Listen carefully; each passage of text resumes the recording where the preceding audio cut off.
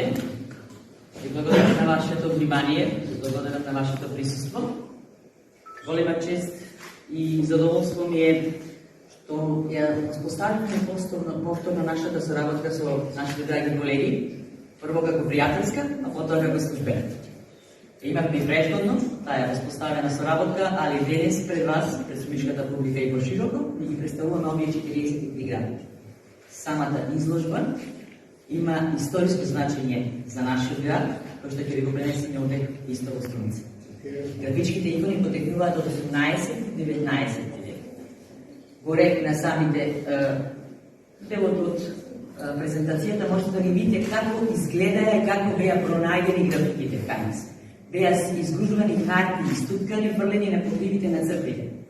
При реконструкцијата, која што беше вршена на две цркви, на Свети Димитрија, црквата во Вараш и Светото Благовештение храмот на централниот храм во градот Прилеп, беа пронајдени на подгробната конструкција. Самите хартиени икони беа во премногу лошо состојба. Првата конзервација која што беше извршена нашиот конзерватор, советник кој што сега е во пензија, Горан Стојановски, потоа беа пренесени на конзервација во Скопје. За овие графики денес да бидат репрезентативни пред вас, беа проучувани, истражувани и до ден денес се се уште предмет на проучување, бидејќи се нова графичка уметност која што кај нас е премногу малце експонирана на јавноста во Македонија посебно и е посебен дел кој што сакаме сите историчари на уметност да можеме да истражуваме по нив. Затоа што при секој едно погледнување, колку пати ја погледнувате графиката, секогаш наоѓате нешто ново. Интересен е моментот затоа што во графичката уметност не постои копија и не постои оригиналност. Оведувајќи го во графичката како уметност, таа се применува и во применетата уметност и во уметноста воопшто. Самите графички икони кои што ги гледате пред себе си може да бидат боени, кои што се накнадно боени, а се графики во бакрорези или во дрворези. Графиката како уметност не потекнува само од 18-19 век, таа потекнува од времето на Месопотамија, уште кога се почнуваат првите глинени плочи, кога за прв пат имате печатење на дрво и се печатат текстилите. Имате развој пат на самата графичка уметност. Таа е нова уметност кај нас, но е проследена во текот на целиот развој период. Графиката како уметност кај нас овде е интересен момент, бидејќи нашата збирка од 43 графики овде кај нас се изложени, сега моментално, се извојува многу повеќе имаме ние графики пронајдени, али овие се дел од збирката 43. А имаме пронајдено над 160 графики, кои што се дел целосни, дел се парцијални, кои што не се можни да се состават, да може да бидат изложени пред самата јавност. Графичката уметност како уметност потекнува од старогрчкиот збор грапсо, што значи пишува или црта.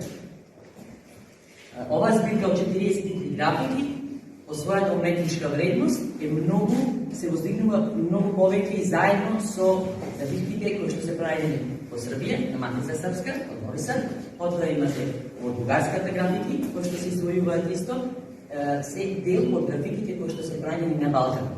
Представуваат едни од најуникатните дела и кога ги разгледувате, воочувате моменти кои што во христијанството не можете да ги воочите, да речеме што се карактеристични за 19 век.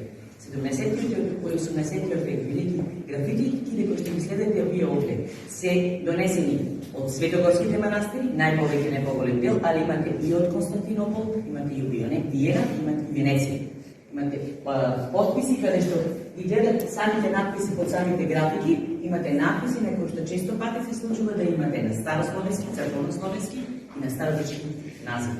Значи самата желба за проследувањето на графиката е бакрорезците, уметниците кои што сакаат да ја донесат христијанската религија до обичниот народ, не можејќи на друг начин да ја воспостават христијанството, да ја доближат до религијата, тие преку графиките како најлесен начин на благодарност на црквата, тие ги носат и ги споделуваат и ги оставаат во црквите, како благодарност на сето на што христијанството го направи. Светогорските манастири се едни имаат најголемата колекција на графики. До ден денеска таа е една од најголемите графики во цел свет.